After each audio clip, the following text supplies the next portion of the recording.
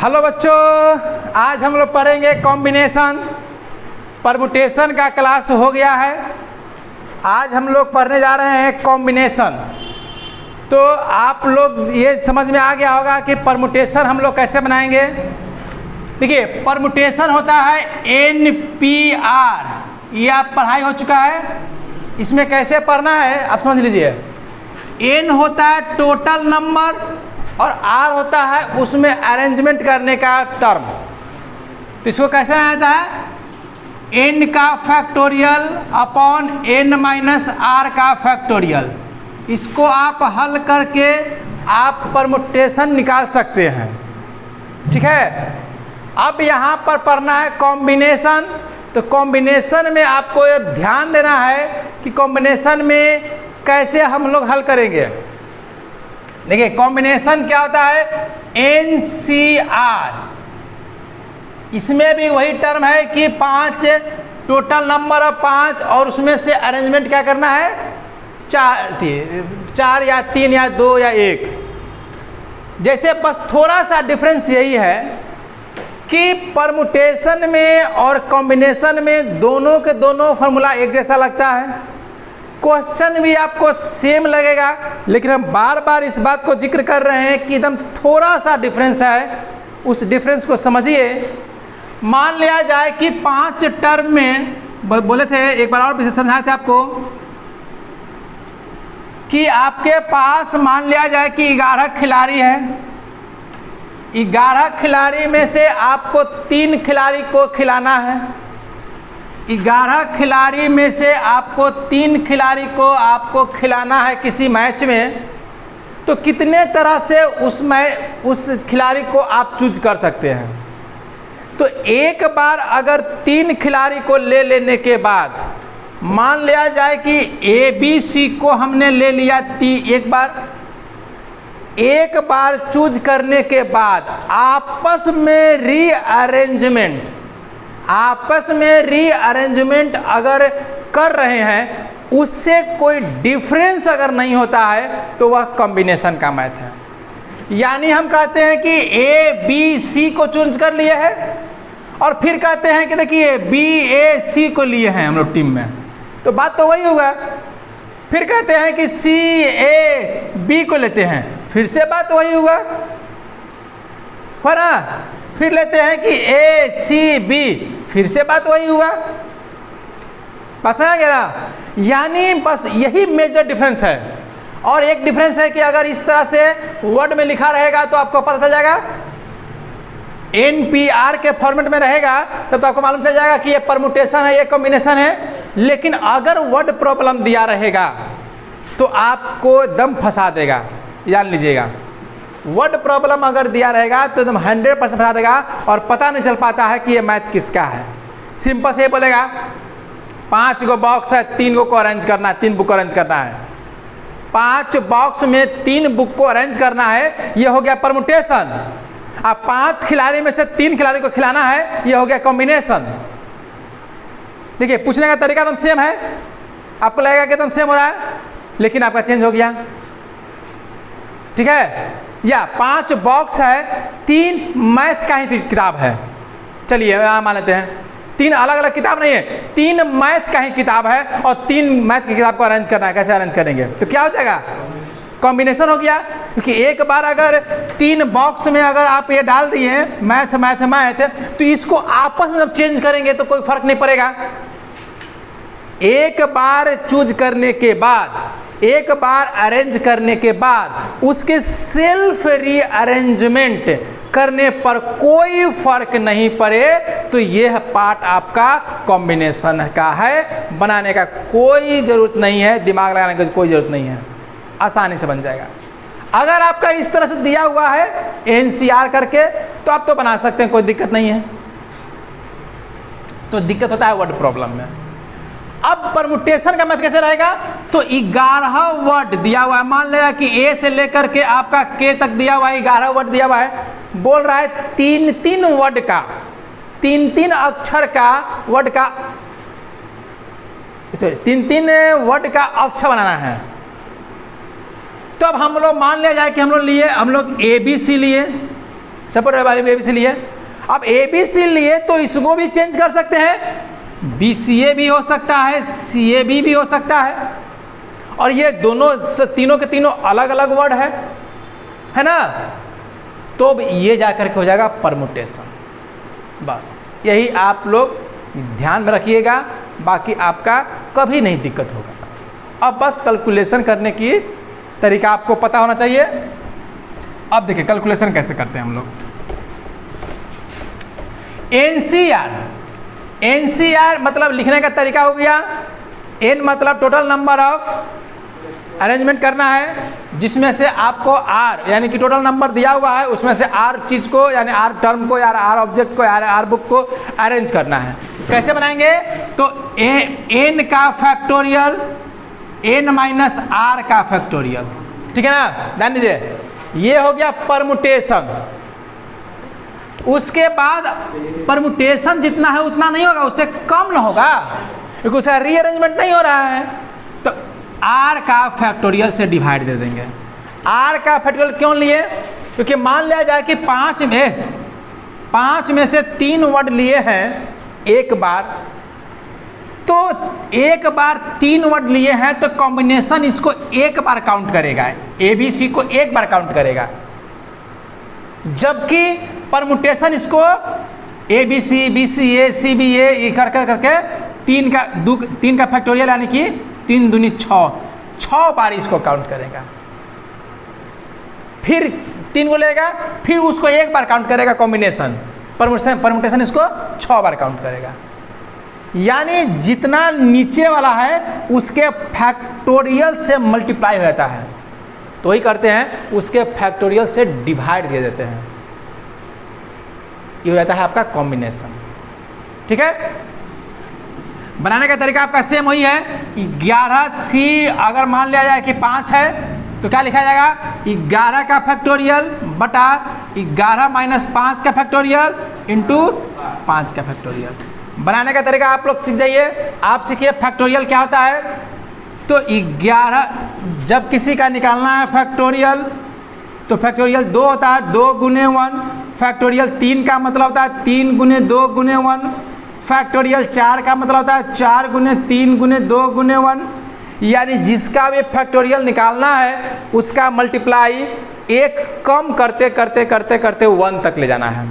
अगर ये total multiply कर देंगे ये आपका इसका फैक्टोरियल हो जाएगा। लेकिन बनाने का तरीका कैसे किया जाता है? मान लिया कि 11 का निकालना है फैक्टोरियल, तो 11 गुने 10 गुने आप 9 का लिख सकते हैं फैक्टोरियल, या फैक्टोरियल 9 दिया हुआ है गुने 10 दिया हुआ है आगे, तो आप इसको 10 का फैक्टोरियल बना सकते हैं। आगे समझ में? ये कंडीशन समझ आ गया। अब यहाँ पर देखिए 11 का दिया हुआ है फैक्टोरियल, 11 का दिया हुआ है तो 11 गुने, पहले आप ऐसे लिख लीजिए 5 का फैक्टोरियल और यहाँ पर हो गया 6 का फैक्टोरियल। अब आप पूरा को 11 को 11 से लेकर 1 तक लिखेंगे, 6 को 6 से 1 तक, 5 को 5 से 1 तक, तो थोड़ा सा ये हार्ड हो जाता है। ठीक है, तो क्या करिएगा 11 गुने 10 गुने 9 गुने 8 गुने 7 गुने 6 गुने 6, तो देखिए यहाँ पर मैक्सिमम 6 है तो यहाँ पर 6 का लगा देंगे फैक्टोरियल, मतलब 6 से 1 तक यहाँ हो ही गया, और ऊपर से 7 से यहाँ 11 तक ये है। अब यहाँ पर करेंगे 6 का फैक्टोरियल तो आपका कट जाएगा, बच गया 5, तब 5 के भी निकाल दीजिए, 5 गुने 4 गुने 3 गुने 2 गुने 1, बस में आ गया। 6 कट गया आपका, 4 दूनी 8 कट गया, 5 से काटो 5 दूनी 10, 3 तिहाई 9, यानी आपका हो गया 27 से 21 दूनी 42 गुने 11। 11 से मल्टीप्लाई करने के लिए आपको बताए थे, तुम लोग को सिखाए थे, नहीं सीखे हो तो सीख लीजिए। बच्चों आप लोग भी सीख लीजिए। 11 से मल्टीप्लाई करना है जिस भी अंक में, उस अंक को थोड़ा सा फैला दीजिए और दोनों को जोड़ करके डाल दीजिए इसमें, ये आपका हो जाएगा 11 से मल्टीप्लाई, यानी 462 आपका कॉम्बिनेशन हो गया। हो गया, ये हो गया सिंपल तरीका। देखिए अब यहाँ कॉम्बिनेशन में एक बेस्ट तरीका क्या होता है समझिएगा। NCR इक्वल टू, याद रखिएगा ये बहुत मोस्ट इंपॉर्टेंट है, एन सी, यहां मान लिया जाए R1, यहां मान लेते हैं R2। अगर दो कॉम्बिनेशन आपस में बराबर हो, अगर दो कॉम्बिनेशन आपस में बराबर हो, ऊपर का टर्म अगर इक्वल हो, तो नीचे के टर्म यानी R1 plus R2 equal to n होता है। ये ध्यान में रखिएगा, ठीक है। इसी से सबसे ज़्यादा क्वेश्चन आता है। सबको क्या करता है कि टर्म बनाता है। जैसे क्वेश्चन दिया रहेगा 20CR equal to 20CR minus 5, तो बताना है R का मान क्या होगा। तो आप लोग क्या बनाइएगा, 20 minus R 20 minus R minus 5 और R माइनस 5, इससे ही बन जाएगा, कोई बड़ी बात नहीं है, बन जाएगा। लेकिन ये कैलकुलेशन हो जाएगा। तो ध्यान यही रखना है कि अगर यहाँ पर इक्वल टू दे रहा है, जब दो कॉम्बिनेशन इक्वल टू तब होगा, ऊपर का अगर टर्म इक्वल दे रहा है तो नीचे का सम जो होगा वो ऊपर वाला होता है। यानी हम लिख सकते हैं R plus R minus 5 equal to 20, यानी गलती लिखा गया है क्वेश्चन अपने मन से, यहाँ पर 4 लेकर बनाइए, ज़्यादा बढ़िया रहेगा, क्योंकि ये काउंटिंग है। जो n जो होता है ना है वो काउंटेबल नाउन होता है, यानी कि यहाँ पर ही ये आपका काउंटेबल वर्ड होना चाहिए, क्योंकि 5 बुक है 6 बुक है, ऐसा थोड़ी ना होगा कि आपका आधा होगा। तो यहाँ पर R माइनस 4 हो गया।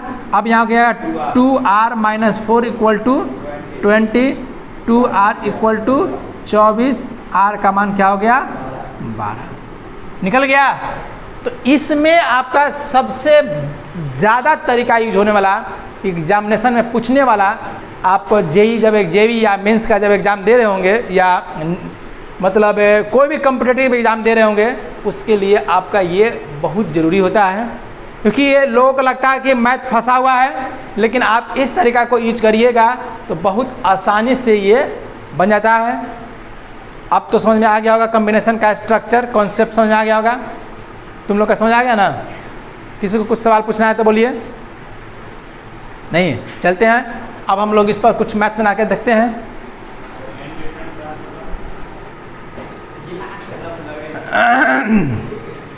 देखिए क्वेश्चन दिया हुआ है 20C4, फिर बनाते हैं हम लोग एक और n प्लस 1CN, फिर से दिया हुआ है, देखिए 6 नंबर में दिया हुआ है summation of R equal to 1 6C R। अब देखिए इस तरह से मैथ बनाते हैं हम लोग। तो ये सिंपल से मैथ दिया हुआ है, कॉम्बिनेशन का मैथ है, इनमें तो साफ झलक रहा है कि C दिया हुआ है तो कॉम्बिनेशन है। देखिए क्या करेंगे, 20 का फैक्टोरियल बटा 4 का फैक्टोरियल, 20 माइनस 4 का, 20 बटा 4 और 16 हो गया ना, 20 गुने 19 गुने 18 गुने 17 गुने 16 बटा 4, देखिए 16 तो हमें लिखा गया, 4 का होगा 4 गुने 3 गुने 2 गुने 16 कट गया, 4 से 5 माती कट गया 20, 6 से 76 18, यानी आपका हो जाएगा 15 गुने 19 गुने 17। ये आप मल्टीप्लाई कर लीजिए, आप लोग मल्टीप्लाई में कुछ ज़्यादा ही तेज हैं, शुरू से मल्टीप्लाई पढ़ते हुए आए हैं अच्छा से, ठीक है। ध्यान दीजिए आशुतोष, वो सब एकदम बंद करिए, क्लास में एकदम अलाउ नहीं है। किसी भी तरह का मैसेज हो आपका पर्सनली, आपके पर्सनल वाली जगह का मैसेज हो, आप पर्सनल जगह पर देखें। ये पब्लिक प्लेस है और वो खास कर इंटरनेट पर चल रहा है, ऑनलाइन पे आप लोग हैं, तो आपको मालूम चलना चाहिए कि आपका पर्सनल नहीं है, आपका लाइफ अभी लाइफ चल रहा है, ठीक है। अगर उसको लाइव करना है तो आप अपना उसका नाम बता दीजिए, हम आपको लाइव कर देते हैं, ठीक है। उसको वीडियो बोल दीजिएगा कि वीडियो देख लेना। हम आपको कितना याद कर रहे थे, क्लास के बीच में हम आपका मैसेज पढ़ रहे थे, वो भी खुश हो जाएगी। पागल, पढ़ाई लिखाई छोड़ के मैसेज देख, मैंने चल रहा है यहाँ, है ना, देख रहे वो कितना खुश है। अमन है, घर कोठिया है ना,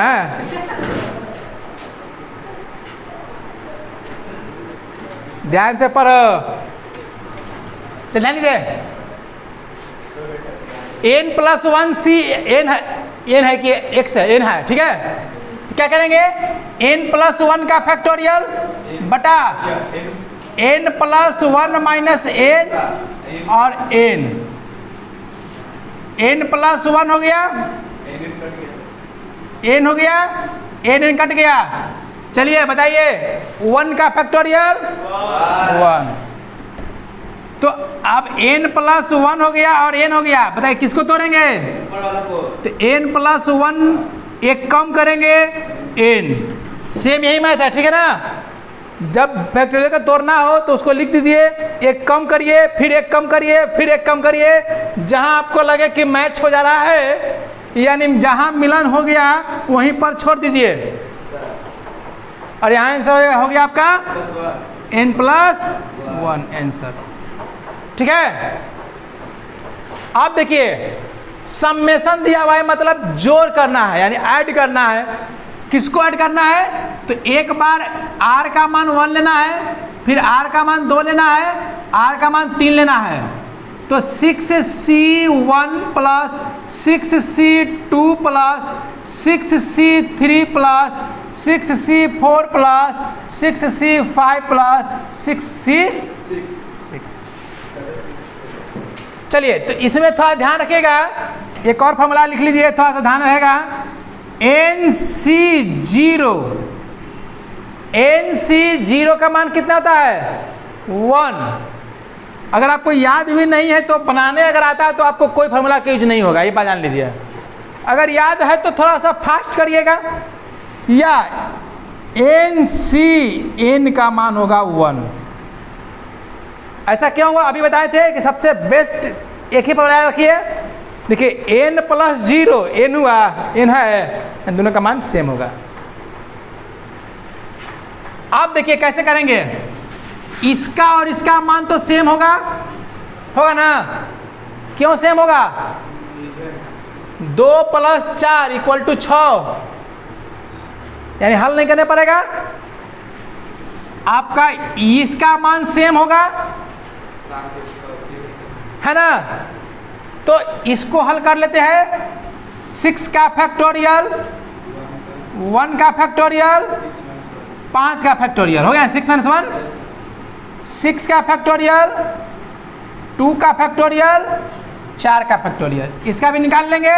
6 का, 3 का, इसका नहीं निकालेंगे क्योंकि हम लोग यहाँ निकाल ही रहे हैं। नहीं तो निकाल के भी देख लीजिए आप लोग, कोई फर्क नहीं पड़ेगा। देखिए है सेम, आया सेम है, सॉरी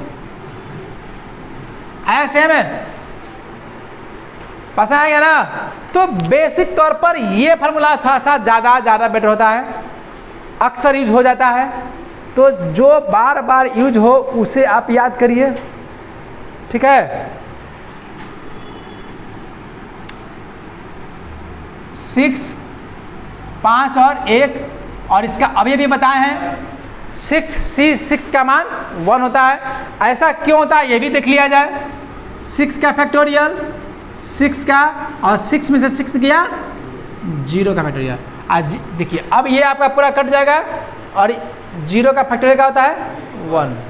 आप लिख लीजिए, न्यू बच्चा लिख लीजिए, 0 का फैक्टोरियल क्या होता है 1 होता है, क्योंकि इसका लास्ट पोजीशन 1 ही होता है। फैक्टोरियल का सबसे लोवेस्ट वैल्यू क्या होता है 1 होता है, और हाईएस्ट वैल्यू इन्फिनाइट होता है। चलिए बनाया जाए। तो इसको कैसे करेंगे, 6 × 5 का फैक्टोरियल हो जाएगा, कट गया 6 गुने 5 गुने 4 का फैक्टोरियल, ये 4 कट जाएगा, 2 का लिख देंगे, 2 गुने 1, ये कट गया, यानी हो गया आपका 3। 6 गुने 5 गुने 4 गुने 3 का फैक्टोरियल 3 लगा दिए, और 3 गुने 2, थोड़ा बड़ा बड़ा लिख देते हैं, नहीं तो ऑन मोबाइल में देखिएगा तो आपको दिखाई नहीं देगा। ठीक है, इसको देखने, इसको बनाने की जरूरत नहीं है, इसका तो 6 ही आ जाएगा, चाहे लीजिए बना लीजिए, चाहे काला बनाइएगा, ये तो बना हुआ ये है, तो 6 होगा, इसका 6 होगा, ये वाला होगा 15, और इसका क्या होगा 6, इसका क्या हो गया 1।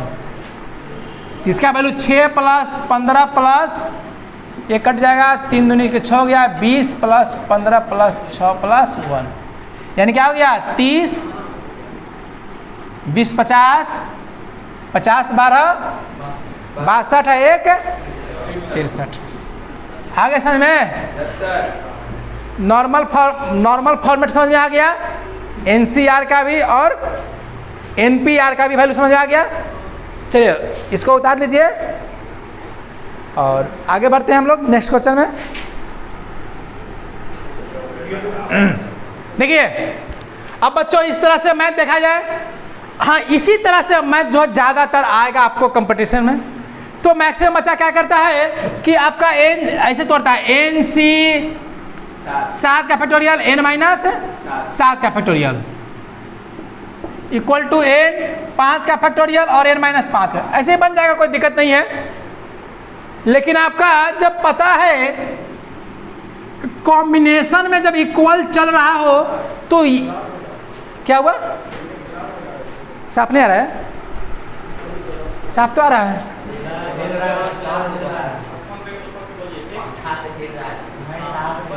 अब साफ आ रहा है, चलिए कोई बात नहीं है।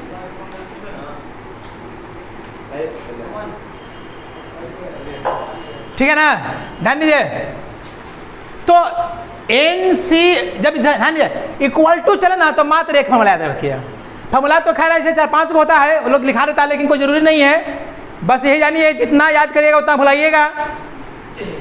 बस less knowledge less confusion, no knowledge no confusion, अब मोर नॉलेज मोर कन्फ्यूजन। तो ऊपर वाला और नीचे वाला यूज नहीं करना है, मोर नॉलेज भी नहीं यूज करना है, और अगर नो नॉलेज भी नहीं यूज करना है, पता है ना।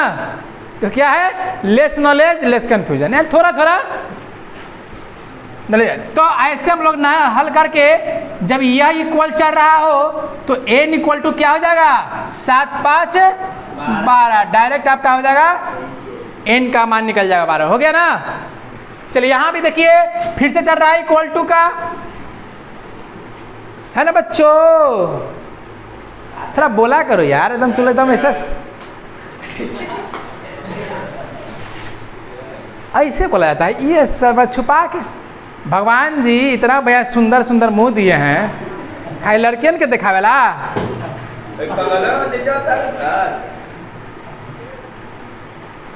अरे बाबा थोड़ा सा चेहरा दिखा के बोलो यार सर, ये भाग रहा है।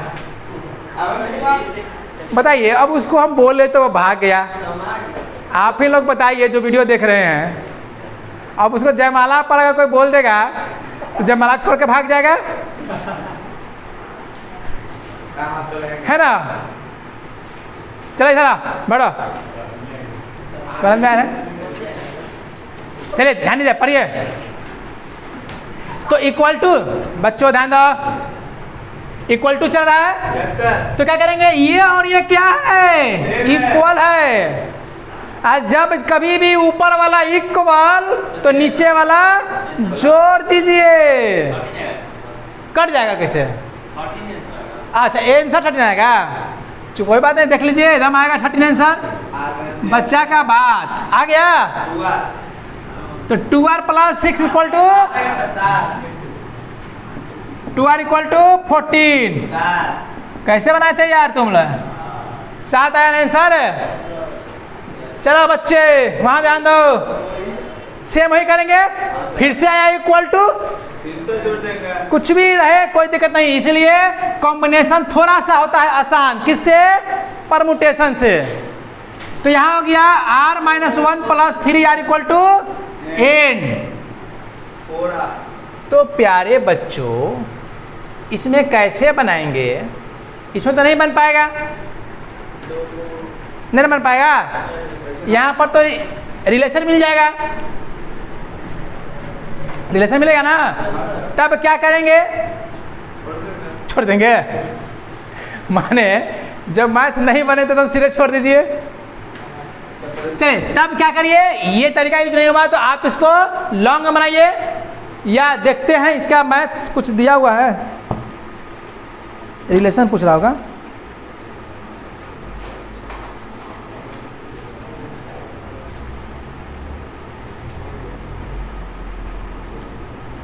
n r माइनस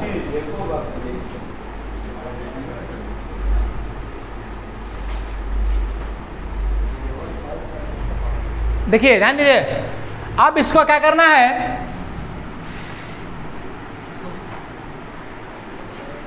थोड़ा सा तो पॉज कर दो। हाँ बच्चों देखिए, अब इसमें क्या करेंगे कि जब इस तरह का दिया हुआ है तो आपका n और r में रिलेशन ही निकल सकता है, तो वही यूज करेंगे। r-1 plus 3r equal to n, क्या हो जाएगा 4r-1 equal to n, 4r equal to n plus 1, r equal to 1/4 n plus 1। इसको देखिए लॉन्ग में बनाइएगा तो वही टर्म आएगा और शॉर्ट में बनाइएगा तो वही टर्म आएगा, यानी कि यहाँ पर r का मान निकला लेकिन क्या निकला, n के फॉर्मेट में निकला। सही है ना। तो इस तरह से आप लोग कॉम्बिनेशन का मैथ्स बना सकते हैं, और आप लोग कॉम्बिनेशन का मैथ्स बनाने वक्त कोई भी आपको ज़्यादा दिमाग लगाना है, बस एक फार्मूला ध्यान रखना है, ऊपर वाले सब इक्वल रहे और बराबर भी चल रहा हो तो नीचे वाले का सम ऊपर वाले का बराबर कर देते हैं, और नहीं तो बेसिक एक फार्मूला जो दिया हुआ है उसको आप यूज कर करके आप बना सकते हैं। चलिए अगर आपको वीडियो अच्छा लगा हो तो आप चैनल को सब्सक्राइब कर ले और आगे शेयर कर दे, कमेंट करें। धन्यवाद।